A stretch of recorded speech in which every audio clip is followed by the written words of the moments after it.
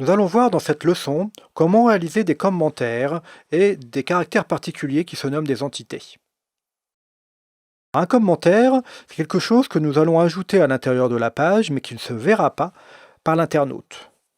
Ce sont des renseignements pour vous, finalement, qui vont vous permettre, lorsque vous retrouverez votre code dans quelques mois, de savoir comment est structurée votre page, que vous avez voulu faire, ce que vous avez voulu dire à l'intérieur de cette page, uniquement comment vous avez organisé. Donc ce sont des petits renseignements qui vous concernent, vous, uniquement. Par exemple, il est courant de séparer les différentes zones de la page avec des commentaires ou bien simplement placer un commentaire tout bête qui vous permet de dire voilà, j'ai fait telle ou telle chose pour telle ou telle raison. Un commentaire s'écrit de cette manière avec un chevron, un point d'exclamation. Donc là, effectivement, pour l'instant, mon logiciel semble tout sélectionner. Donc un point d'exclamation, deux petits traits. Et puis ensuite, le commentaire. Et on termine le commentaire par deux petits traits et un chevron supérieur. Donc là, voilà, j'ai écrit un commentaire qui ne se verra pas dans le navigateur. Je peux écrire ce commentaire sur plusieurs lignes. Ça ne pose aucun souci.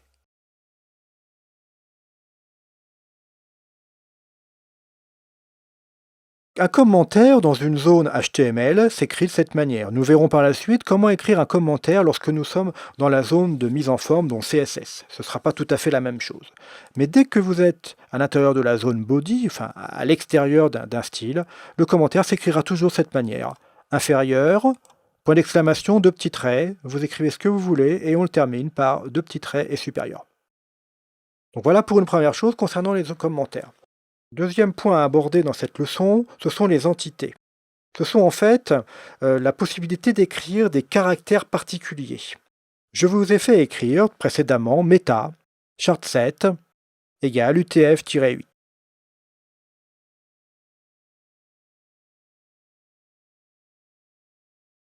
Cela signifie que l'encodage de ma page est réalisé avec cette norme qui s'appelle UTF-8 qui comprend toutes les lettres et toutes les langues du monde. Donc la page est capable de reconnaître tous les accents et tous les signes particuliers. Si vous n'écrivez pas ce chart7 là, donc par exemple un autre qui pourrait s'appeler ISO 8856-1 par exemple, ou d'autres types de chart7, il faudrait écrire les accents avec ce qu'on appelle les entités. Je vous conseille d'écrire toujours avec cette UTF-8, ça vous évitera un certain nombre de soucis par rapport à vos pages. Mais malgré tout, il existe un certain nombre de caractères que vous devez écrire avec ces fameuses entités. Il s'agit des caractères du signe inférieur et supérieur puisque ce sont des caractères de balise.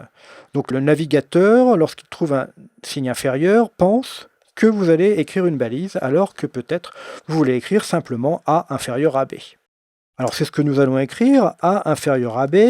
Donc là, à la limite, tout se passe très bien, mais certains navigateurs pourraient mal interpréter ce signe inférieur puisqu'ils pourraient penser que c'est le début d'une balise. Alors pour cela, on écrit l'entité. Donc une entité commence par le signe d'esperluette et ensuite nous allons écrire LT pour less than, donc inférieur, et nous allons terminer l'entité par un point-virgule.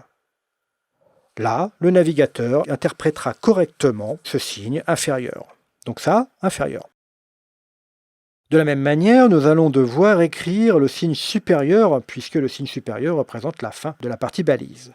Donc pareil, je commence l'entité, et cette fois-ci j'écris GT, qui permet de dire greater than. Voilà, nous avons ainsi A supérieur à B. Enfin, nous allons devoir spécifier au navigateur que si nous voulons écrire le signe esperluette, que c'est bien l'esperluette que nous devons écrire et non pas une entité. Forcément, puisque le signe esperluette représente le début d'une entité. Si je veux écrire A et B, je vais être obligé d'écrire l'esperluette en tant qu'entité. Donc A, esperluette, alors c'est forcément une début d'entité, donc de nouveau l'esperluette, et l'esperluette s'écrit amp. Et point virgule. Voilà, A et B.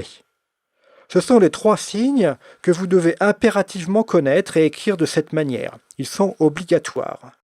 Alors j'ajouterai un signe supplémentaire qui peut être utile, c'est l'espace insécable et que vous pouvez rencontrer dans de nombreuses pages.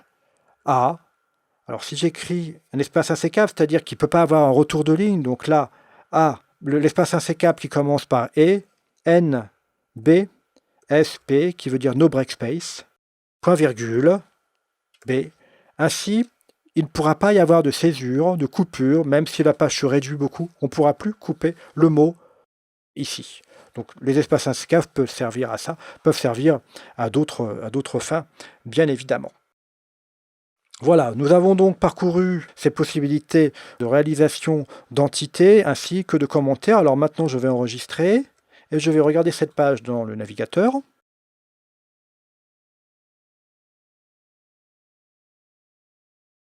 Voilà, alors là, une première constatation est que l'ensemble de ce que nous avons écrit est sur la même ligne. C'est tout à fait normal puisque la gestion du retour de ligne se fera avec des balises. Même si vous écrivez quelque chose avec des retraits ici, en fait, dans le navigateur, les retraits n'existeront plus. À moins que vous ayez mis les bonnes balises. Pour l'instant, nous n'avons pas travaillé la chose. Donc nous avons bien un inférieur, un supérieur, et puis le signe esperluette, et puis toujours notre bonjour situé ici. Donc ça, c'est une chose importante à retenir. En absence de balises particulières, eh bien l'ensemble s'affiche sur une ligne unique.